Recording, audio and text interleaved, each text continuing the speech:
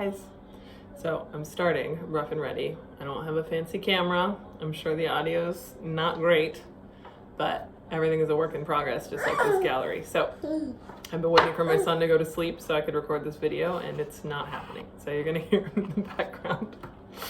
But I wanted to tell you a little bit about my vision for the future as well. So if you saw the intro video, you saw that this space was my dad's, full of furniture that he'd gotten from various places. And I really wanted to clear it out and create an art gallery. So we got this room done, and there's a couple more. So I kind of want to talk about my goals and my ideas for this gallery. I don't want this to be a super fine art gallery with pieces that are inaccessible and hard, just expensive, difficult to purchase. So I'm holding in my hands one of my favorite possessions of all time. And it's a bowl that my friend Hannah made me for my wedding.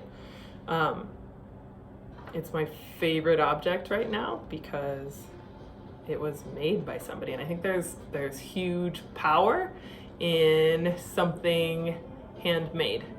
So my goal with this space is to sell things that are handmade. For example, this bowl fits a board book perfectly.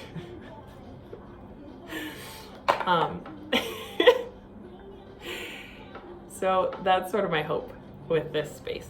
I did a lot of promoting this weekend at the night market, and I really told people to connect me with makers if they know someone who made something. It's been 2 days so far, not long, but I haven't heard back from a lot of people yet, and I think there's some fear of rejection involved, right, with putting your work out there. And I really want this to be a safe place. I'm not gonna laugh at your submissions. I'm gonna be excited that you make something and I get to see it. So I wanted to say that first of all. I also wanted to talk about my plans for the future in the gallery. If this bowl breaks on camera, that would be the worst. I'm gonna hold it. So there are 2 more rooms in this space. My goal for the next room, which I still have to clear and paint, is to offer classes and events. So I want to be able to teach some of the crafts that I know how to do, and I want to create the space where other makers can also lead some classes, teach people new skills.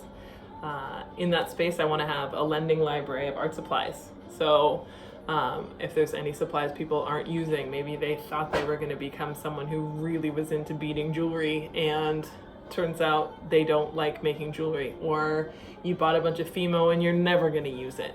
I want this to be a space where you can bring in some art supplies and take some art supplies, or preferably, even though I know things are a little strange with COVID, stay and work on them here, get some advice from other people.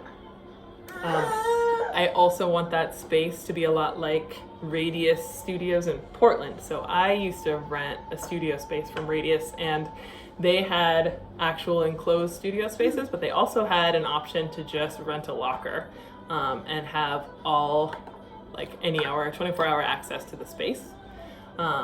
So that's my hope with this space as well, is to basically offer a place for you to come and leave your house.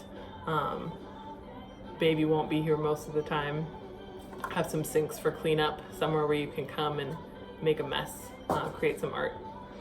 So that's where we're hoping to go from here. But for now, I'm so glad you watched this video.